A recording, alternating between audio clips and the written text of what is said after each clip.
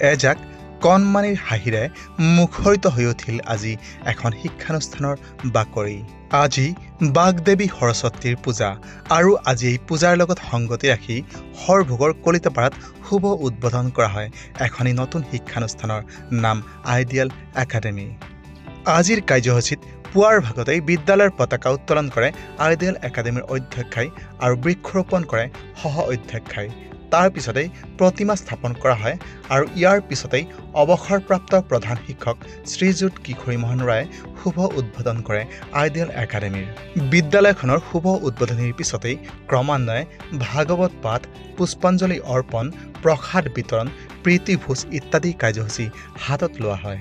আজিৰ বিশেষ আকৰ্ষণ হিচাপে নাম পৰিৱেশন কৰিব ভেৰেভেৰিৰ পৰা আমন্ত্ৰিত বান্ধৈ বীৰনাম দলে। নমস্কাৰ। আজি এই বৃহত্তৰ কলিতাপাৰা এই অঞ্চলত আইডিয়েল একাডেমি নামৰ এখন প্ৰাইভেট ছেক্টৰৰ অৰ্থাৎ এই কোনো চৰকাৰীভাৱে অনুদানপ্ৰাপ্ত নহয়, গতিকে এইখন স্কুল আজি উদ্বোধন কৰা হ'ল আৰু এই উদ্বোধনী অনুষ্ঠানত মই নিজে অলপ জড়িত থাকিলোঁ।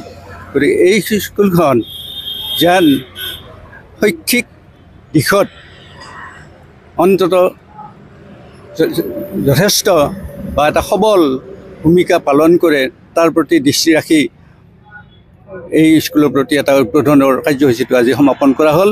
এতিয়া ইয়াতে যিখিনি ব্যক্তি জড়িত থকা দেখা পাইছোঁ, এই জড়িত ব্যক্তিসকল মানে এনেকুৱা কাৰ্যক্ষম হিচাপে মই এটা অনুমান কৰিলোঁ আৰু যাৰ ফলত ইমান ধুনীয়া সুন্দৰ এটা পৰিৱেশত তেওঁলোকে স্কুলখন গঢ় দিল, তেওঁলোকৰ যিটো পৰিৱেশ গঢ়ি তুলিছে ই আচলতে প্ৰশংসনীয়।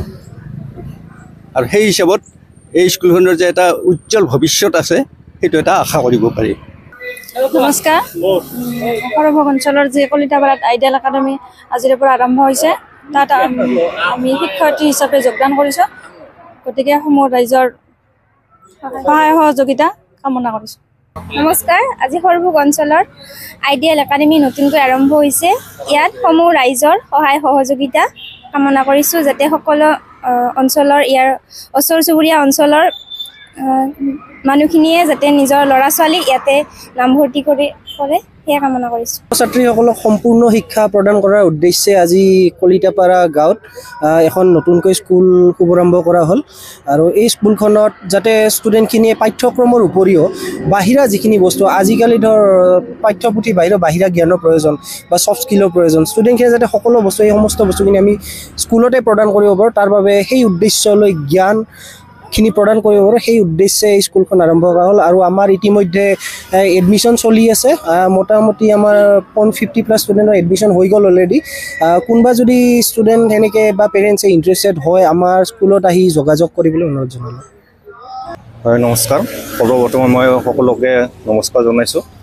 আজি যি সৰস্বতী পূজাৰ যি শুভক্ষণ, সেই শুভক্ষণত আমি আইডিয়েল একাডেমি স্কুলখনে শুভ উদ্বোধন কৰিম বুলি এটা আগৰ পৰাই চেষ্টা চলাই আছিলোঁ আৰু সেই চেষ্টাটো আজি আমি সফল হৈছোঁ।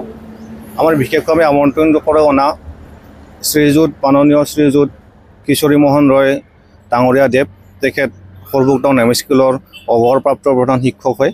তেখেতে আমাৰ স্কুলখন এতিয়ালৈকে উদ্বোধনী কৰিলে যাতে উন্নতমানৰ শিক্ষা, তাৰ লগত আৰ্থিক যিটো সমস্যা থাকে সেই সমস্যাখিনি আঁকোৱালি লৈ আমি যাতে সম্পূৰ্ণ শিক্ষাখিনি আমি সকলোকে দিব পাৰোঁ, সেইখিনি আমাৰ সম্পূৰ্ণ চেষ্টা। নতুনৰ ক্ষেত্ৰত যিটো আমাৰ প্ৰথম বৰ্ষ, যিটো আমি প্ৰথমতে 5টা ক্লাছ লৈ আৰম্ভণি কৰিম, সেইবিলাক হৈছে অংকুৰ, প্ৰথম, প্ৰাক প্ৰাথমিক, দ্বিতীয় আৰু ষষ্ঠ।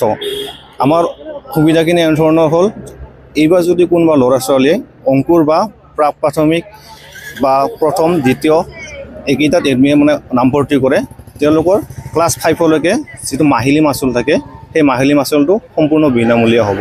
ক্লাছ 5লৈকে এইটো বিনামূলীয়া হ'ব। আৰু যিবিলাক ল'ৰা ছোৱালীয়ে পঞ্চম শ্ৰেণী, ষষ্ঠ শ্ৰেণীত এডমিশ্যন লৈ নামভৰ্তি কৰে, তেওঁলোকৰ ক্লাছ 10লৈকে মাহিলী মাচুলটো বিনামূলীয়া হ'ব। কেৱল এডমিশ্যনৰ ক্ষেত্ৰত এটা পইচা লোৱা হ'ব, সেই এডমিশ্যনৰ পইচাটোৱে থাকিব। আৰু যিটো আমাৰ এডমিশ্যনৰ পইচা থাকিব, সেই এডমিশ্যনৰ পইচাটো আপোনালোকে 3টা কিস্তিত ভগাই দিব পাৰিব। এই 3টা কিস্তিত প্ৰথমতে আমি স্কুলখনে এইটো ব্যৱস্থা কৰিছোঁ, লগতে আমাৰ যিখন যিকোনো স্কুলত এখন যোৱাৰ লগে লগে ইউনিফৰ্মৰ প্ৰয়োজন হয়, সেই সম্পূৰ্ণ ইউনিফৰ্মখিনি আমাৰ স্কুলৰ পৰা যোগান ধৰা হ'ব। তাত ইউনিফৰ্ম দুযোৰ, স্কুল বেগ এখন, চুৱেটাৰ এখন, জোতা এযোৰ, মোজা দুযোৰ, তেনেধৰণৰ টিফিন বক্স থাকিব। সম্পূৰ্ণ সামগ্ৰীখিনি আমাৰ স্কুলৰ পৰা যোগান ধৰা হ'ব।